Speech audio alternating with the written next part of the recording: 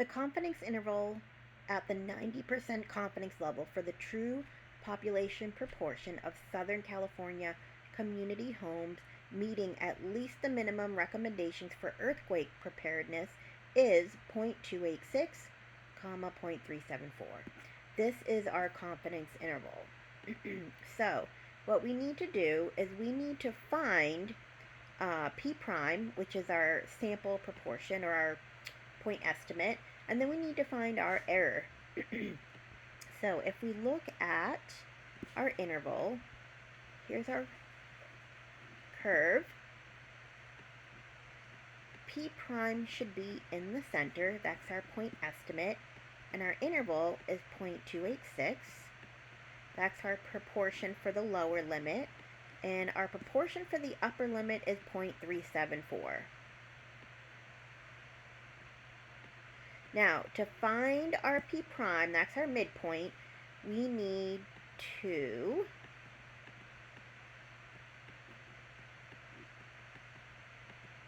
add the upper and lower limits, just like we did when we did frequency charts and we were finding the midpoint. I have to add my lower and my upper limits together and then divide by 2. So I'm going to take 0.286 plus 0.374, add them together and divide by 2. When I do that, I'm going to round and I get 0.33. The directions say to round to 2 places. So my center, or my P prime, is going to be 0.33. That goes here. Now, to find my error is the difference between the center and either the upper or the lower limit. Whether we look at the lower end or the upper end, the error should be the same.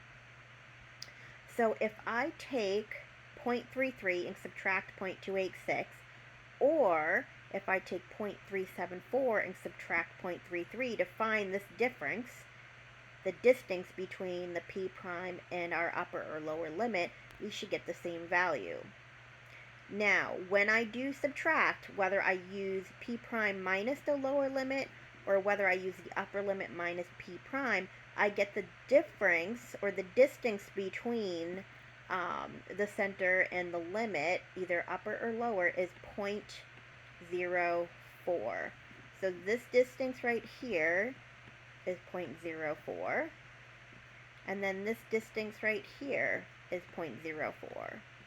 So my wiggle room, if I want it to be within a certain amount of P prime, that's my wiggle room.